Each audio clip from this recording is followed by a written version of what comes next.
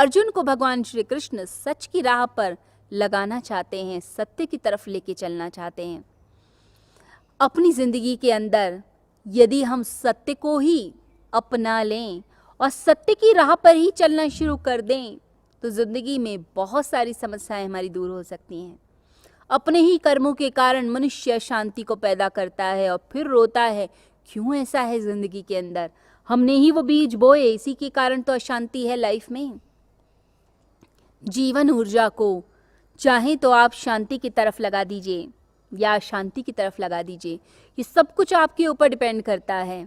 आप चाहें तो ज़िंदगी शांतिमय हो सकती है, आनंदमय हो सकती है, परंतु लोग अशांति के जाल बुनते हैं अपनी ज़िंदगी में।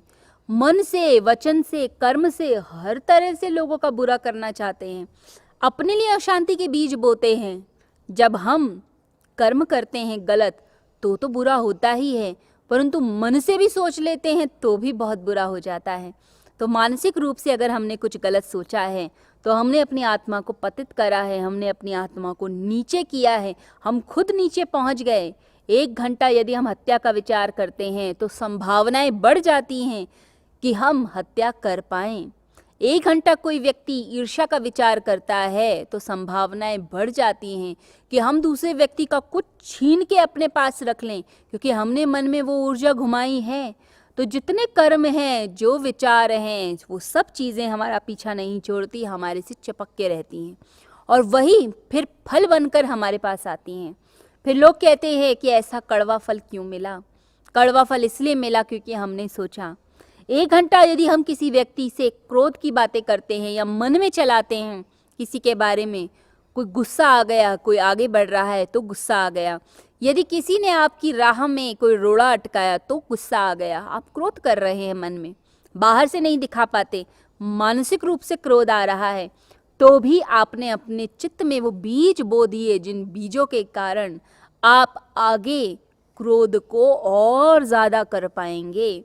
उस व्यक्ति से नहीं क्रोध कर पाएंगे तो किसी और व्यक्ति के ऊपर फ्रस्ट्रेशन निकलेगी, परंतु फ्रस्ट्रेशन निकलेगी ज़रूर, क्रोध निकलेगा ज़रूर, क्योंकि आपने वह बीज डाले हैं और वह बीज का जो फल है वो भी आपको प्राप्त होगा। और कई बार तो ऐसा होता है कि बीज आपने बो दिए किसी और जन्म में और फल मिलते हैं किसी और जन्म में। 10 जन्म पहले आपने कोई बीज डाला था और फसल आपको अब काटनी पड़ेगी, फल अभी मिलेगा आपको। फिर आप सोचते हैं ऐसा मैंने तो कभी कुछ किया नहीं इस जन्म में, फिर क्यों ऐसा फल मिलता है। वो फल इसलिए मिलता है क्योंकि आपने इतने जन्मों पहले वो कर्म किया था, उस कर्म का फल मिलता है। तो मन से जो विचार हम करते हैं गलत, उसका भी फल हमें प्राप्त होता है, वो चीज़ हमारा पीछा नहीं छोड़ती है। इसलिए मानसिक रूप से अपने आप को शुद्ध कीजिए, मन को दर्पण बनाइए, इस पर जोर हमारा होना चाहिए। जब तक मन दर्पण नहीं होगा तब तक हमारे अंदर शुद्धता, निर्मलता, कोमलता नहीं आएगी, शांति नहीं आएगी।